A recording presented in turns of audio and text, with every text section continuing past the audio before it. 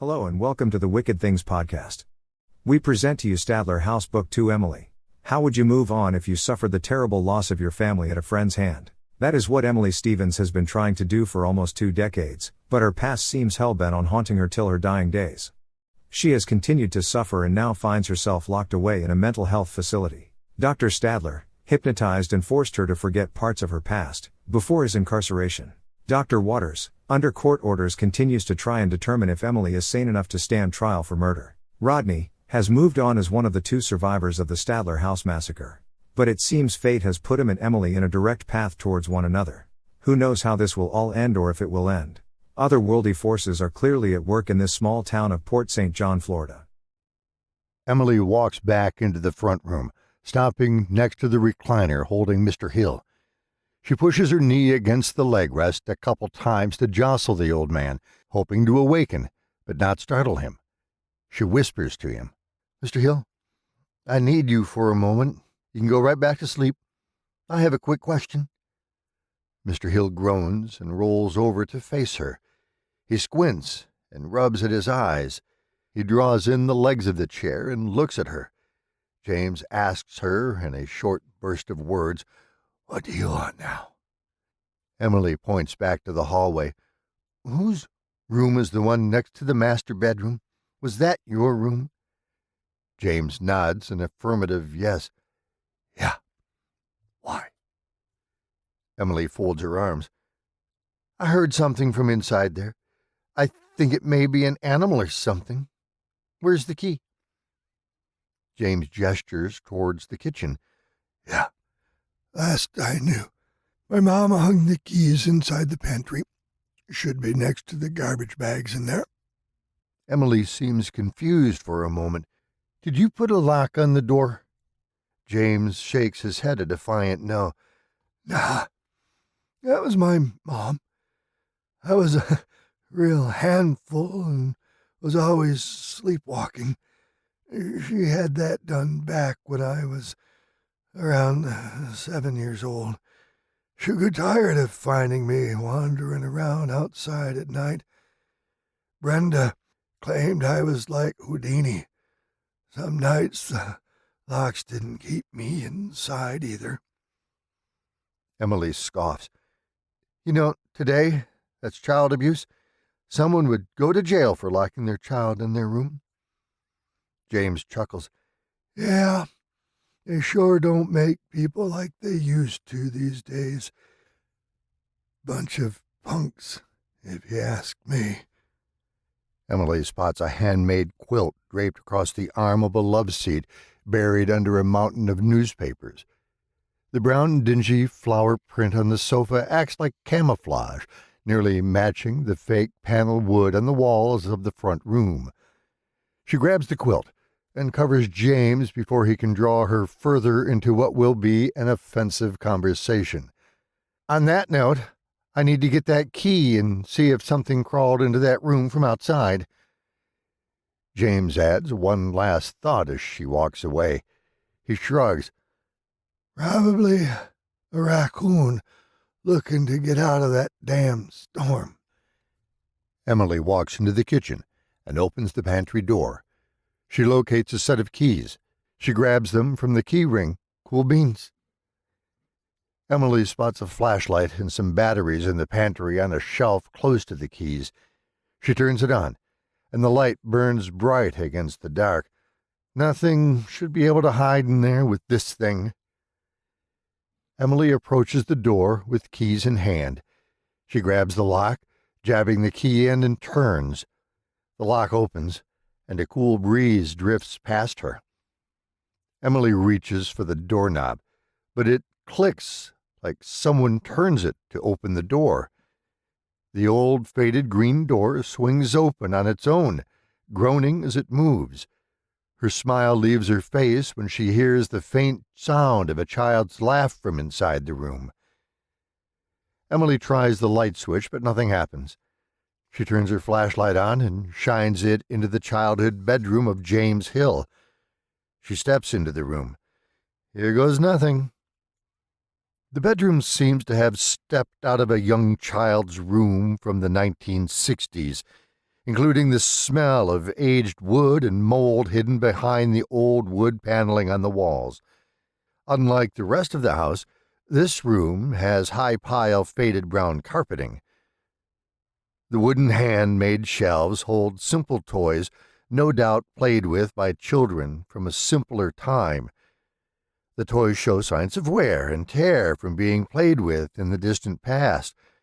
Though most of the colors have faded, cobwebs cling to each one, and cockroach eggs attach to each one. Emily steps into the room, and her foot lands in the heavily saturated carpet. The floor responds to her step with a wet splotch, accompanied by the groaning of swollen floorboards. She rolls her shoulders, and a frown takes shape. She lifts her foot to look at the sneakers she has on. Emily exhales, and the frown leaves. Thank God, at least it's water this time.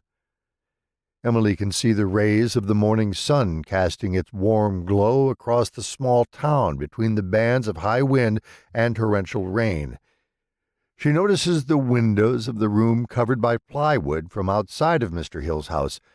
She shrugs as a question forms. Why did they leave the wood up? The flashlight reveals crayon drawings attached to the wall. The skill of the creator was that of a child, as the images are simple and lack depth. Emily moves closer to get a better look at the drawings. Emily can see the name James printed on each by the shaky hand of a young boy trying to express himself.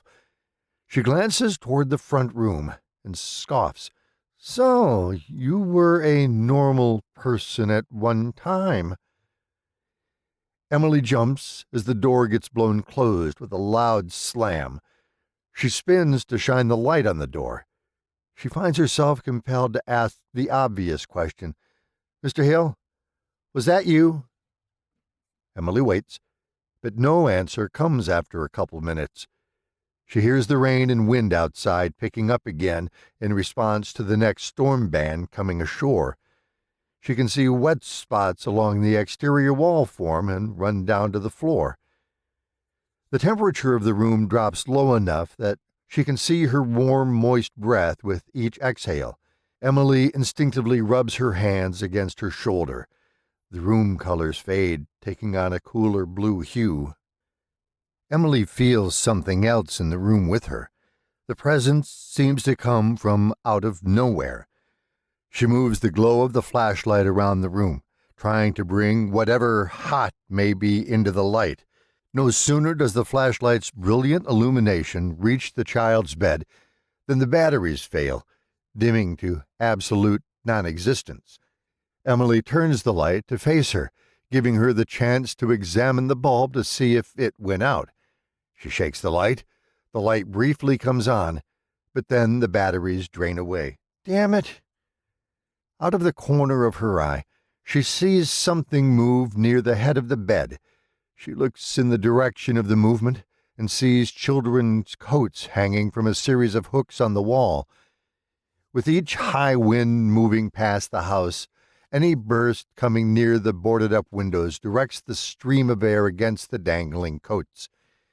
Emily sighs in relief after noticing the answer to what created the movement that startled her moments before. She feels something cold and wet wrap around her hand. She looks towards her hand and falls backward to the floor, seeing a young boy with short dark hair, blue jean cut-off shorts, and a tank top with the word groovy printed on it. Who the... The boy disappears as fast as he appears. Emily turns her head frantically, allowing her eyes to race around the room trying to find the now missing boy. She brings her hand to her face to examine it for signs of the young boy's touch. She questions herself. Was that real? Who was that? Am I dreaming? Emily leaps to her feet and turns to run out the door. She's frozen in her tracks, confronted by a wall of ghoulish-looking children in varied states of decay. Each of the kids still show the wound that took their lives as fresh, bloody wounds. She sees the little blonde girl holding a finger to her lips, gesturing for her to stay silent for now. Emily feels compelled to place her hands over her mouth. She finds herself flooded with emotions ranging from sadness to rage and anger to odd joy. She feels like a puppet on a string as she sits on the edge of the bed. Emily finds it harder and harder to focus with each passing moment. She blinks and shakes her head, not feeling like herself at all. Her skin feels like worms are burrowing beneath it. She whispers, "What's happening?" Emily sways side to side momentarily before feeling a sensation like a balloon bursting in her sinuses. She can smell the pungent metallic smell of fresh blood dribbling from her nose. The world spins around her. Emily falls back onto the bed before blacking out. She can hear the little blonde girl say, before her hearing joins her beyond the wall of consciousness, "Darn it, Tommy. I told you not to push her so hard. Look, you broke her." The darkness of the void swirls around her body as Emily lays flat on her back. Dead children stare down at her unconscious body. The entity of the void walks through the swirling blackness and joins the children. The entity gestures to the little blonde girl to awaken Emily. She kneels next to Emily and smiles devilishly. She taps Emily on the tip of her nose and says, "Boop, wake up, silly head. We need to talk." Emily twitches, and she swipes her hand at the tip of her nose. She sits upright with her arms sticking straight out in front of her. She rubs her aching head. She slowly opens her eyes and groans. "Ugh, not this place again." The little blonde girl offers to help Emily up to her feet. Emily brushes the girl's hands away and gets back onto her feet. "So why am I here now? This whole scene is getting boring, don't you think?" All the ghostly children and the entity glance to one another, confounded by Emily's words. The entity pushes past the children to stand opposite Emily. The entity folds its arms and frowns, but nonetheless, its words seem to drift in from all directions. "This is no dream. Your sister bound us together long ago. I have slumbered in the dark corners of your mind, awaiting the day we encountered those like before." Emily listens to the words spoken by the entity, but stays confused. She interrupts the entity's train of thought. "Okay, let's start with the fact you told me to go find my sister. First, I never had a sister. The closest thing I ever had to one was in a group home 10 years ago they assigned me to back when I was a much younger girl. She wasn't my sister. That girl was a psychopath. She murdered everyone but me." The blonde girl does not look amused by Emily's scornful remarks. She wags a corrective finger in Emily's face and then gestures to the entity. "You and I were sisters, blood sisters, remember? We cut ourselves and shared blood and everything. They separated us after what happened at the group home." The entity nods in agreement to the little blonde girl's words. He ruffles her hair and turns back to face Emily. "The ritual Stephanie and you performed entwined all three of our souls permanently. The pact we created and the words you spoke guaranteed you would both help me return those who cheated death and return them beyond the veil to the twilight world." Emily pinches the bridge of her nose to release the pressure of a headache created by the nonsense she has listened to. She scoffs and waves her hands about as if she were trying to make the whole scene disappear into the darkness. "So let me get this straight. My sister made me enter a pact with the devil to hunt down and return spirits of the dead that escape his grasp. Did I get that all? Did I leave anything out? Oh, for heaven's sake, Emily, wake up! Stephanie, the little blonde girl, gestures to the other children standing together. She scolds Emily in hopes of breaching her wall of disbelief. James Hill murdered every child here. Do you understand what I'm saying? Emily shakes her head in obvious resistance to the words spoken by Stephanie. Emily rubs her temples and scoffs. Mr. Hill went to prison and served out his sentence. The judge decided the evidence was enough to convict him. I have read his chart. It includes the details of his incarceration. The entity steps between Stephanie and Emily. Its voice comes slow and steady. Stephanie and I sought him out. Somehow he knew about us, and he laid a trap. I sensed something was wrong, but she wouldn't heed any of my warnings against continuing. Emily gestures towards Stephanie, and then to the entity. Why would you make a child her age come out here? You knew a monster was living here. Stephanie throws her hands up as she turns away from Emily. She stomps towards the children, placing distance between Emily and herself. I choose to look this way. I hoped you would remember me and cut past all the "this is your life" garbage. I guess Dr. Stadler did a real number on your head after all. The entity looks at Stephanie, but points at Emily as it talks. If she can't fully remember, I can't fully step in to help cross these children over to the twilight. She has to remember and regain her trust in me. Emily scratches the side of her head. When will this nightmare end? Come on, Emily, wake up. A boy with short dark hair, wearing blue jeans and a red shirt, steps closer to Emily. He turns to face the entity and Stephanie. He pleads with them. This is taking too long. He will get away with it. Meanwhile, we will end up stuck here forever. The emotional presence of the entity shifts, filling the area with a sense of its authority. The entity stares at the young boy. Anthony, we have to take our time with this, or she will resist.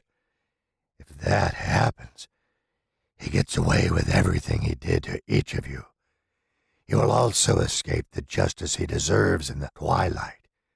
After that, preacher in prison absolved him of all his sins and wrongdoings.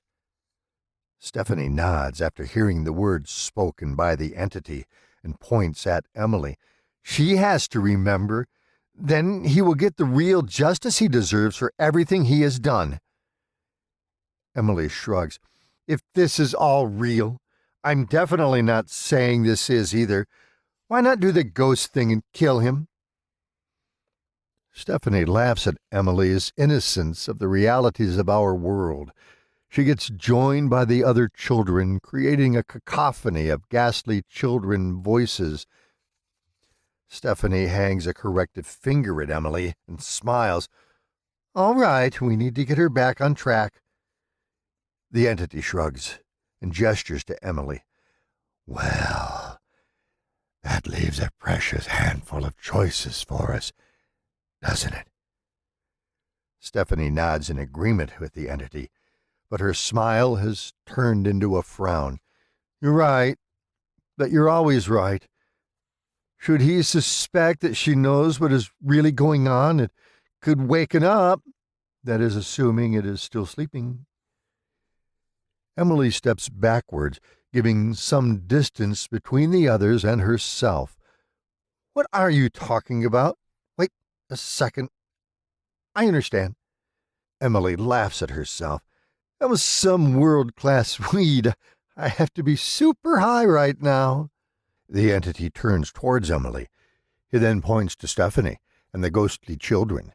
He then motions aggressively at Emily. Emily, I am sorry, but we are about to ruin your high. Emily recoils at the words spoken by the entity. She turns to walk away, but discovers the children have encircled her. "That's not cool, man. You should never ruin someone else's buzz." Stephanie and the ghost children rush at Emily. Stephanie's voice booms and terrifies like a banshee claiming its prey. "Sorry, this is the way it has to be. There's no time left." Emily raises her arms defensively in front of herself to ward off the angry mob's advance. "No, stay away from me, you creepy little bastards." The mob of angry spirits converge on Emily from all sides. They knock her to the ground with a loud, wet thump as her body lands back in the heavy virus fluid on the floor of this space. Emily yells for help. Emily wakes up, shivering on top of the soaked high-pile carpet. The rain enters directly inside the home through a section of crumbled roof which has fallen and struck her in the head. She grabs the side of her head as it throbs and aches. Emily pulls small pieces of wood and crumbling drywall from her hair.